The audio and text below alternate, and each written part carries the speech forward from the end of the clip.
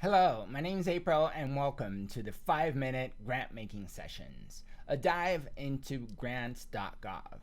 Grants.gov is hands down the best website for federal funding opportunities, and it also has other resources including submission of grants directly through the portal. So it's very recommended, highly recommended, that you can create an account and have an account in grants.gov for your work with grants. Besides the searching mechanism, which is what we're going to look at in just a minute, it's really interesting the amount of resources that they have.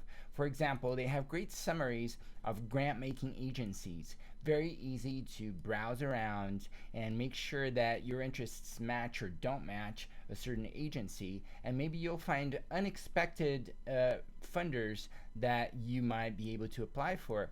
Another very interesting link is this grant policies link that gives you sort of an insider look in the mechanisms of funding, so you can start becoming familiar with this and even start expecting what's going to happen for the next funding cycles and things like that, because you can follow what these funders are doing. But we all come to grants.gov for search primarily, so this is what we're going to look at mostly in this video. This is the main search mechanism. It's pretty good when as search mechanisms come, and you can filter a lot of criteria here in the left. It works very well, and you can also use keywords at the top. When you have your account, you can then create a series of searches and then receive notifications by email based on your searches. I have, for example, one search is exclusively the Department of Ed because we work with education here. So I just see what's the Department of Ed related to, and I can quickly filter by the close date. I know the upcoming deadline. Today is May the 25th. This would be too soon, but these opportunities in July would be possible if there would be an interest from any of our faculty. So what I do in my case is I pick opportunities from here and I add it to our shared pool of opportunities where everyone that has a link can access this big spreadsheet. And I recommend doing the same. We have in the previous video, I made the same recommendation. Get organized and save your searches, save the opportunities that are good, even if the deadline has passed.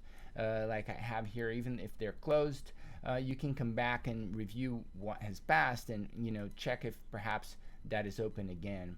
And so it's a good mechanism to have.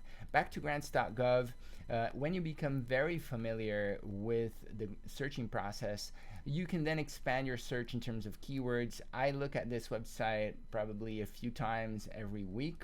So what happens in my case, since I moved the opportunities to a curated sheet, I know these are good opportunities. I don't have to always come back and look at the super hyper filtered search. I can look at a broad search, and I can, for example, filter by the posted date.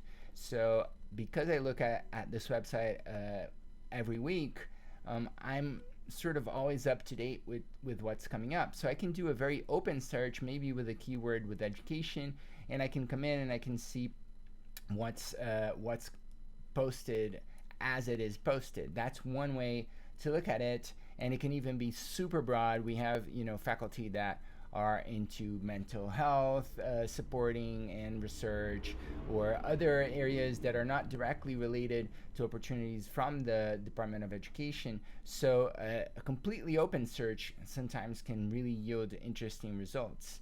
And we have faculty that works internationally, so these international partnerships can work for us as well. So after you use this enough, you could make use of this sort of posted date filtering.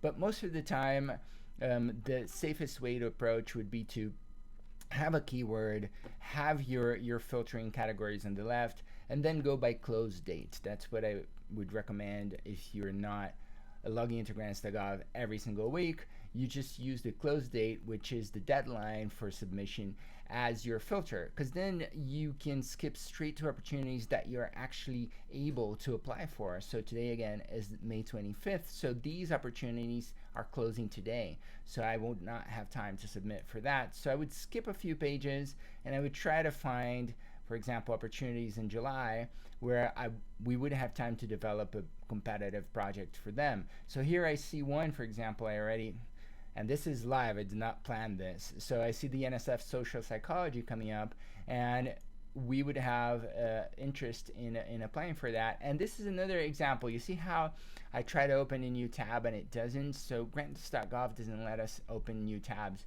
in this way when it comes to search. But so we just click and it takes us there. And this can be slightly annoying. So one way to do this, if you want to like save a bunch in tabs, is literally to just like copy the link and then go back to have a link with your search and have a link with the opportunity and start saving the opportunities like that. So there's some tricks for grants.gov.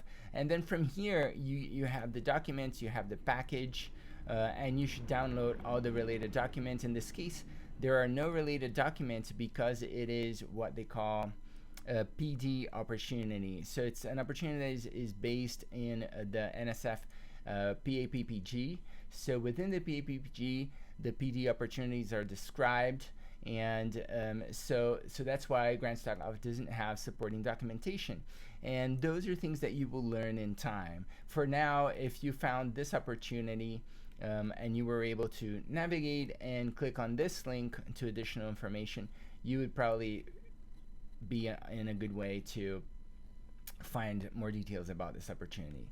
So this video went a little bit beyond 5 minutes. There's a lot to explore in grants.gov, and I really advise you to go in there and spend a little bit of time in grants.gov. So this is it for this video, a little longer than 5 minutes this time. Hope it was useful. I'll see you in the next video.